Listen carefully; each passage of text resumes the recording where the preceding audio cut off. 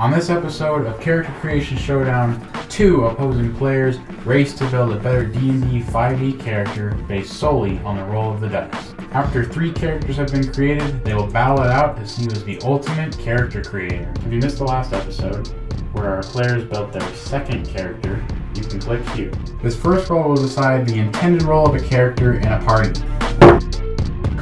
It is a 4. The goal for your characters is to build a sustained melee damage build.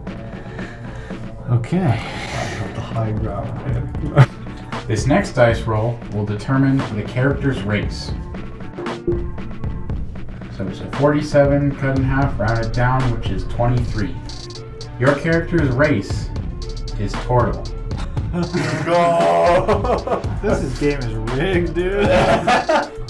The next roll will determine the character's class. That is an 8. Your character's class is Fighter. Oh, okay. Oh, let's make strategy. This dice roll will let us know if the character can multi-class. It is a 2. Your character must multi-class. Okay. This roll will determine what class they will multi-class with. It is an 18. Your character needs to multi-class with any non-spellcaster. Okay. For this last roll, it will determine a restriction to keep things exciting. It is a 4. Your character can only deal piercing damage.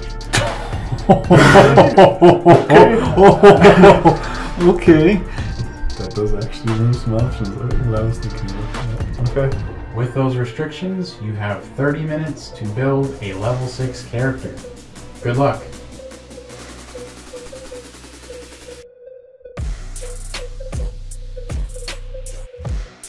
What are your initial thoughts for your build?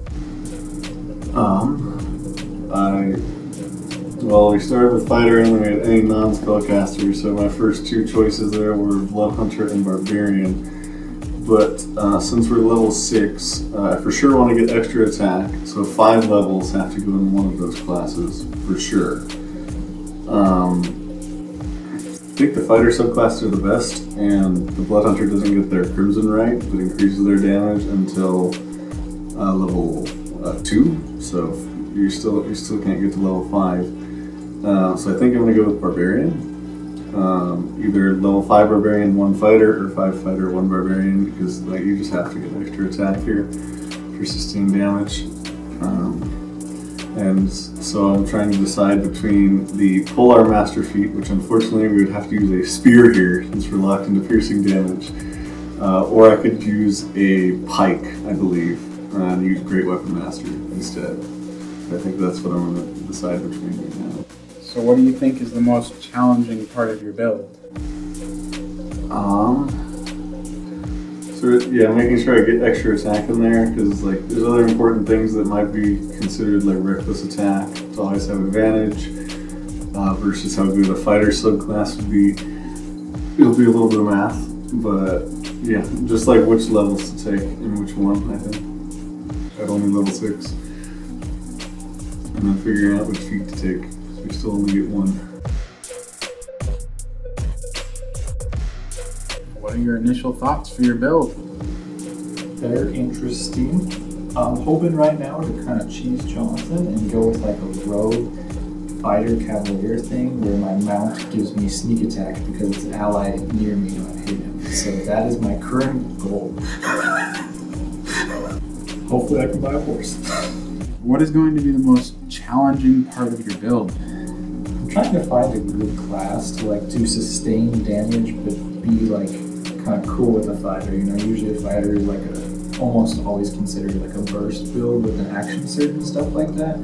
So I'm trying to get like a good multi-class that's only melee that is good sustained. So I'm hoping maybe a level 3 rogue dip and a level 3 fighter might be good enough if I can make it work. So that's my current goal.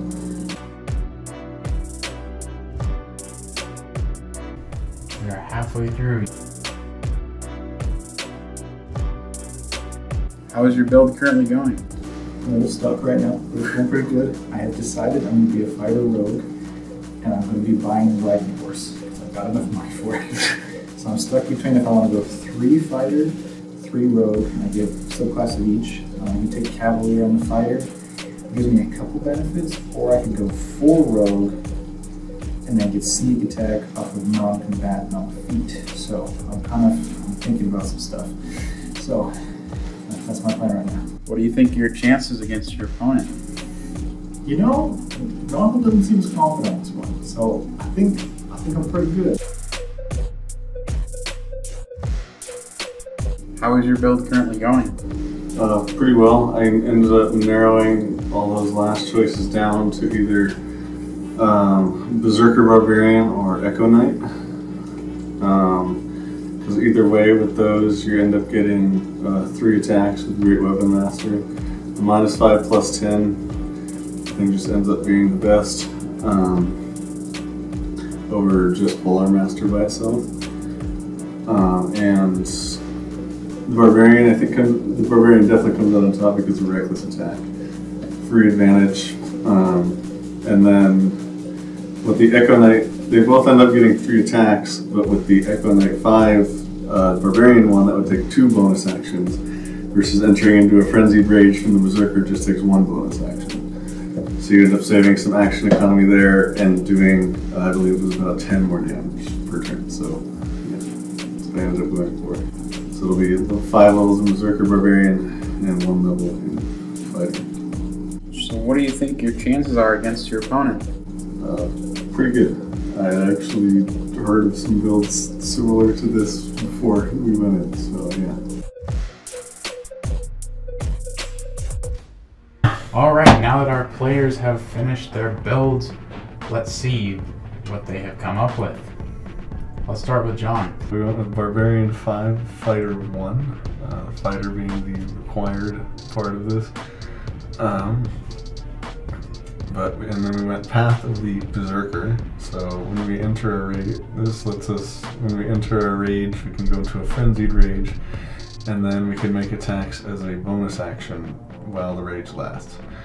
So that weaponizes our bonus action, increasing our sustained damage a lot. And then we took the Great Weapon Master feat along with a pike, which is the highest damage heavy piercing weapon, D10.